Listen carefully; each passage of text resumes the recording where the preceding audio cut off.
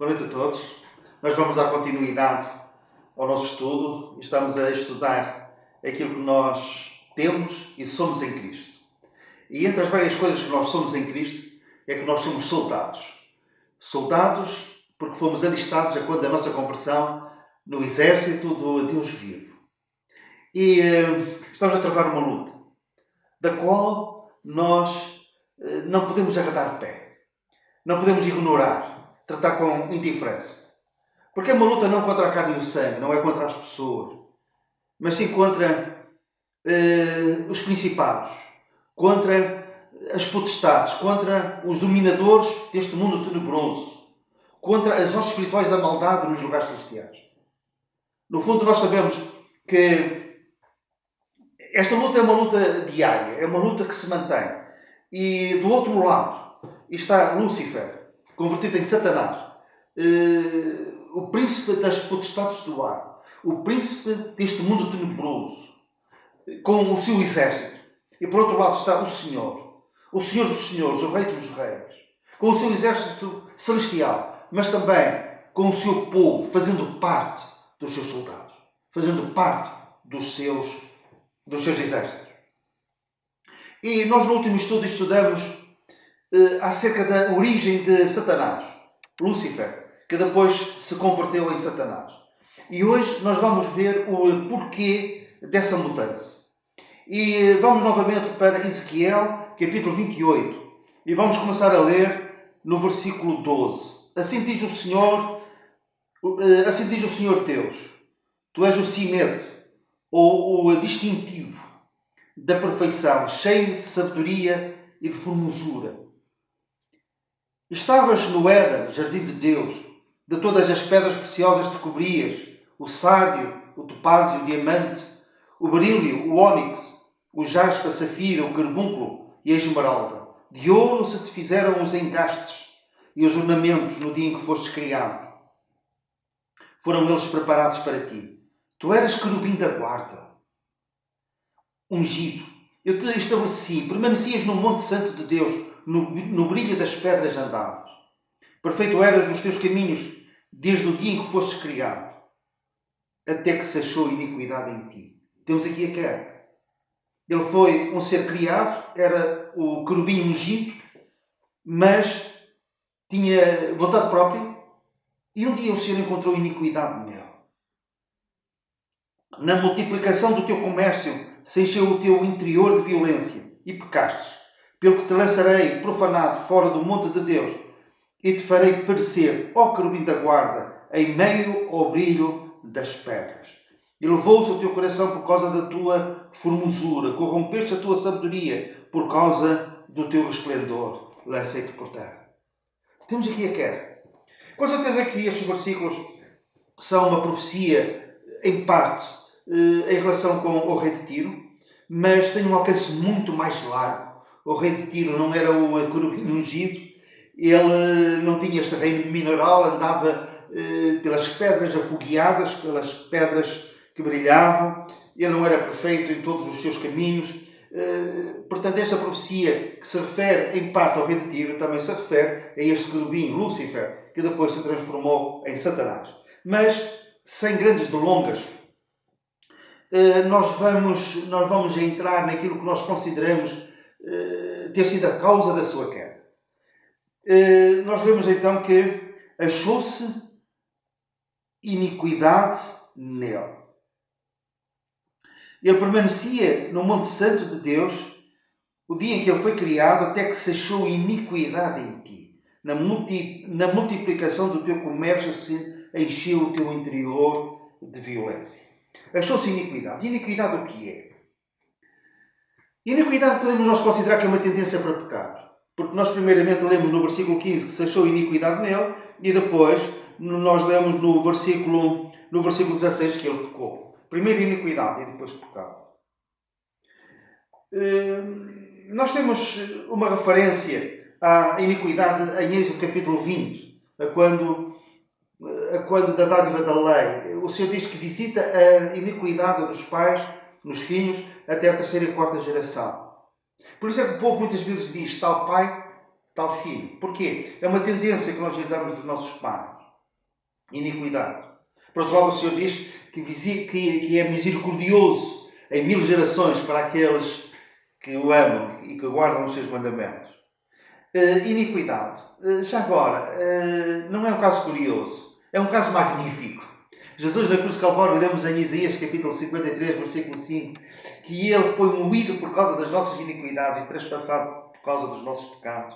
Jesus também morreu pelas nossas iniquidades, pela nossa tendência para pecar, e também morreu pelos nossos pecados. E isto, sem dúvida, que leva uma vez mais a obra da cruz. Mas o que levou Lucífer, este querubim ungido, a pecar foi o facto de ter havido multiplicação do seu comércio. E isso levou a que o seu interior ficasse cheio de violência e o levasse a pecar. É um versículo de interpretação difícil. Por isso é que muitos ficam só com esta profecia relacionada com o rei de Tiro, por causa da multiplicação do teu comércio. Como é que poderia haver comércio no monte de Deus? Como é que nós podemos pensar que isso se referia a Lucífer, quando no monte de Deus havia multiplicação de comércio? Aqui à primeira vista parece que as coisas que não encaixam bem.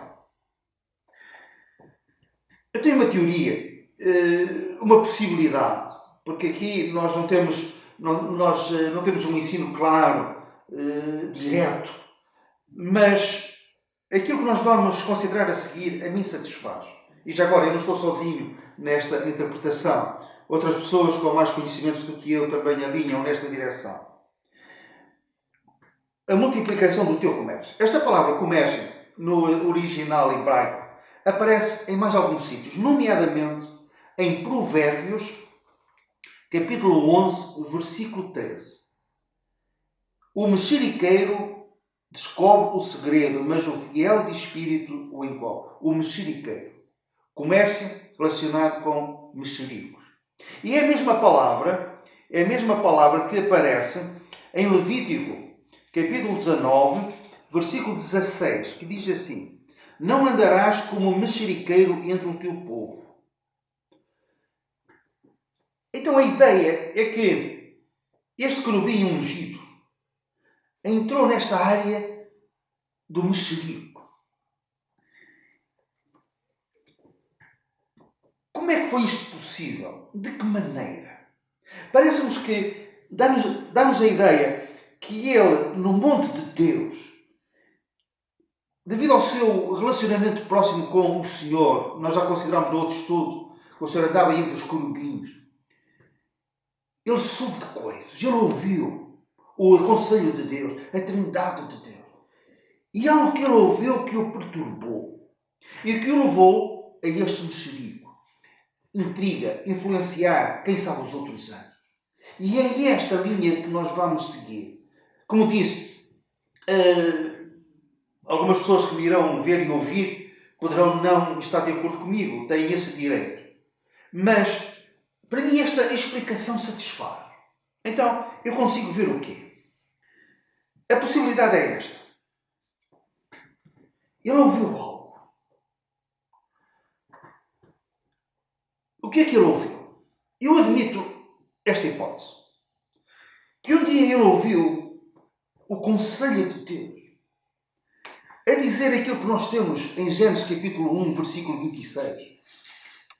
E o que lemos em Gênesis capítulo 1, versículo 26, também disse Deus: façamos o homem à nossa imagem, conforme a nossa semelhança. Tem ele domínio sobre os peixes do mar, sobre as aves dos céus, sobre os animais domésticos, sobre toda a terra e sobre todos os répteis que rastejam pela terra. Criou, pois, Deus o homem à sua imagem e semelhança. Homem e mulher os criou. Querubim ungido, respeitado, considerado. E agora, no plano de Deus, o Senhor diz que vai fazer e fez. Criar o homem à sua imagem e à sua semelhança, dando-lhe o poder, domínio sobre a terra, sobre os animais, sobre os peixes do mar, sobre todas as coisas. E então é como que a autoridade se desloca. O centro de autoridade agora está na terra está no homem. E este perturbou este querubim ungido. Eu consigo imaginá-lo andar entre os outros anjos, a dizer aquilo que Deus tenciona fazer e aquilo que ele vai mesmo fazer não é boa ideia. Agora é o homem que ele vai criar do pó da terra, que vai ter esta autoridade toda. Será ele o privilegiado. O foco agora está direcionado para a terra e para o homem que Deus criou. Se for assim, ele conseguiu influenciar um terço dos anjos, pois nós lemos que os anjos decaídos, os demónios, são cerca de um terço do exército celestial. Eu admito a hipótese que essa rebelião começou liderada por este querubim ungido, Lúcifer, que influenciou os outros anjos a rebelarem-se contra Deus. O seu interior ficou cheio de violência, de ódio, de amargura. E por essa razão ele foi lançado do monte de Deus. Ele foi lançado sobre a terra. O polo de poder e de influência agora era o homem na terra. E nós vemos que desta maneira ele contaminou o exército celestial. E caiu. E a sua queda foi grande. A intriga é como o pecado de feitiçaria. É algo que o Senhor abomina. O que semeia contendas entre irmãos. Ele semeia a contenda no meio do exército de Deus. O exército dos anjos. E pensamos que isso explica também outra coisa. O ódio que Satanás tem ao ser humano. À terra em si. Sabemos como desde cedo ele tentou os nossos primeiros pais no Jardim do Éden, levando-os a pecar. Qual era o motivo, o propósito? Era para arruinar o homem? Sim, mas era também uma tentativa para provar que Deus não tinha razão em ter criado o homem. O homem, ao fim e ao cabo, era um fracassado. E o projeto de Deus em relação ao homem era um fracasso. Daí o pecado e as suas consequências, a maldição sobre a terra, maldita é a terra. Daí o seu ódio que se tem prolongado ao longo dos séculos, matar, roubar e destruir. Ele odeia o ser humano. Porquê? Porque odeia o plano e o projeto inicial de Deus. De façarmos o homem à nossa imagem e semelhança. À primeira vista nós podemos pensar, e alguns pensam, então ele ganhou. Lúcifer, devido à sua queda convertida em Satanás, ele ganhou. Olhamos à nossa volta, escusamos, olhamos para nós próprios e nós somos o símbolo desse fracasso. Nós somos um exemplo. O bem que nós queremos fazer, tantas vezes nós não fazemos, o mal que não queremos, isso fazemos. É um projeto falhado? Não. Porque este falhanço, entre aspas, da parte de Deus, tornou possível ele manifestar o seu amor maior, porque Deus amou o mundo de tal maneira que deu o seu Filho único, para que todo aquele que nele crê não pereça, mas tenha a vida eterna. Aqueles que ele salvou, ele glorificou.